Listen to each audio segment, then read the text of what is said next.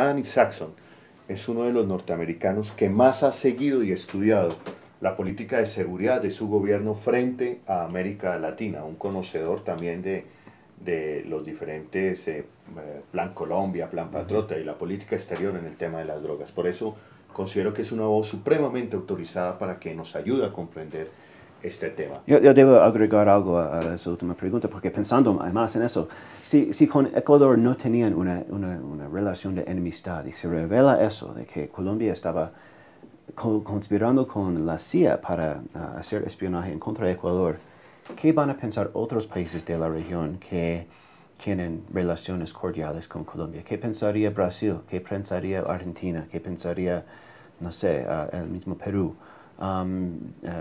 Sobre la posibilidad de que Colombia puede estar haciendo lo mismo con la CIA en contra de sus países. Eso puede afectar a las relaciones regionales fuertemente. Explícanos, Adam, el director del DAS, acabamos de verlo hace unos segundos, habla de que todo país está en derecho a hacer inteligencia, y Colombia está, y el gobierno colombiano es su deber hacer inteligencia, recabar información, pero hay formas de recabarla dentro de lo legal y también de manera ilegal. Sí. ¿Cuáles son las diferencias aquí, Adam? Bueno, estamos en una área gris, pero hay dos maneras realmente de conseguir inteligencia. La primera es haciendo cruzadas, interceptaciones de señales. El otro es reclutando a fuentes humanas. Pueden ser informantes en su propio país o, aún más problemáticamente, puedes estar comprando las conciencias de gente en otros países para que traicionen a sus propios gobiernos. Normalmente los que se pagan en esos países se encuentran dentro de la institucionalidad de sus países, no son como gente raso. Y eso, bueno, si se revela, conlleva muchos riesgos. Y implica, si uno está montando un operativo de comprar fuentes humanos dentro de la institucionalidad de otro país, eso significa que usted o su país ve a ese otro país como un posible enemigo, una amenaza a la seguridad nacional de su país. Y si esa decisión de hacer esas operaciones hasta involucra a Estados Unidos y llaman a Estados Unidos a meterse en el proyecto, eso implica que ve a ese país como una amenaza bastante grave. Bueno, hemos visto que uno de los documentos dice, uno de los detectivos dice que trataron de infiltrar a la cónsul, de infiltrar a cónsules de ese país aquí en Colombia. ¿Eso está dentro de lo legal o ilegal? Bueno, esto me imagino que viola cualquier tratado de relaciones diplomáticas que mantiene Colombia y Ecuador. Y claro que eso no, probablemente no va en contra de la ley de Colombia, pero sí es claro en contravención de cualquier acuerdo o cualquier tratado que existe con Ecuador. Ahora bien, Adam, que estos planes, que estas operaciones, la Operación Salomón, por lo menos así lo indican los documentos, haya tenido pleno conocimiento el alto gobierno colombiano, toda la cúpula del alto gobierno, por lo que, insisto, dicen los documentos y hoy son materia de investigación. ¿Qué implicaciones tiene esto? Bueno, la implicación es que, bueno, estamos hablando más o menos de finales de 2007, antes del ataque de Angostura, en que murió Raúl Reyes. Nos indica que hasta en ese momento, con Correa en su oficina menos que un año, ya habían decidido a los niveles más altos del ramo ejecutivo de unanimidad de que Ecuador representaba una amenaza. Esto puede tener repercusiones al interior del Congreso norteamericano, con los sectores más demócratas. Yo interpreto que esto no es una política de Obama. Bueno, no, estamos hablando realmente de la época de Bush en este momento, pero va a tener repercusiones dentro de los congresistas que siguen el tema de la ayuda a Colombia, seguramente. Se van a preguntar por qué, bueno, porque Estados Unidos está, más que nada, probablemente lo que más va a preocupar es la relación con el DAS. Aunque esto pasó antes de las revelaciones de las cruzadas, pasa después, bien después de las revelaciones de lo que se estaba haciendo bajo Jorge Noguera. En ese momento, el gobierno de Estados Unidos ya se estaba diciendo que casi no dan ayuda al DAS, que realmente no están restringiendo sus relaciones con el DAS después de todas las barbaridades que se cometieron bajo Noguera. Pero resulta que no. Había otra agencia del gobierno de Estados Unidos que, de hecho, estaba incrementando sus relaciones con el DAS hasta incluir operativos en otros países.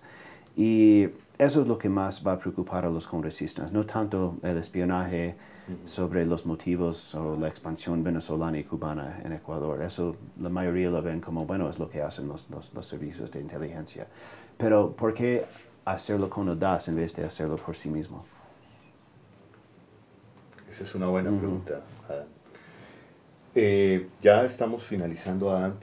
Usted que es un experto, reitero, en seguridad, que le toma la temperatura, has hecho el seguimiento, estamos viendo a Colombia con una serie de aspectos paradójicos en el tema de seguridad. Es decir, hablamos durante 8 años de la seguridad democrática, pero hoy estamos descubriendo que esa seguridad democrática compromete graves violaciones de derechos humanos, compromete la seguridad de otros países.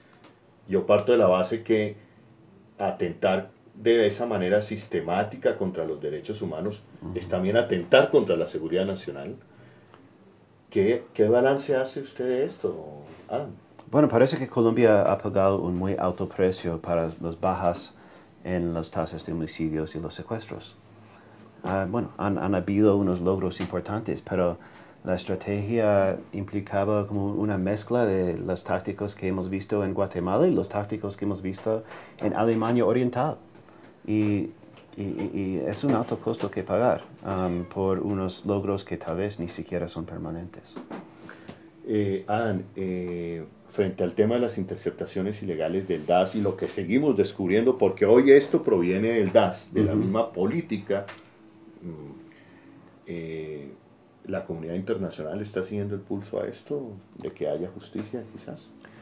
Creo que sí, creo que bueno, la Corte Penal Internacional está muy interesado en eso y es difícil subestimar el impacto que tanto los falsos positivos como el DAS, como dos escándalos bastante fáciles que entender, algo de ingreso seguro es bastante difícil que entender fuera de Colombia, pero esos dos escándalos, cómo han impactado fuertemente en la opinión dentro del Congreso y en los medios. Y bueno, resulta clara de eso es el hecho de que el Tratado de Libre Comercio sigue sin ninguna posibilidad.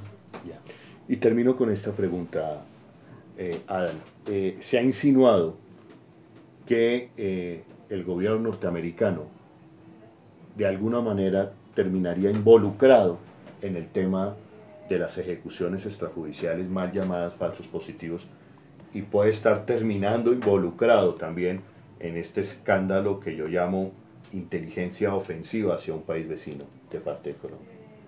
Espero que no, pero parece que si resultan ser ciertas esas acusaciones, alegaciones sobre el apoyo de CIA a esas operativas, va a quedar bastante claro que, bueno, que algunas de las cosas que dicen Hugo Chávez no son solamente inventados sobre el papel de Estados Unidos.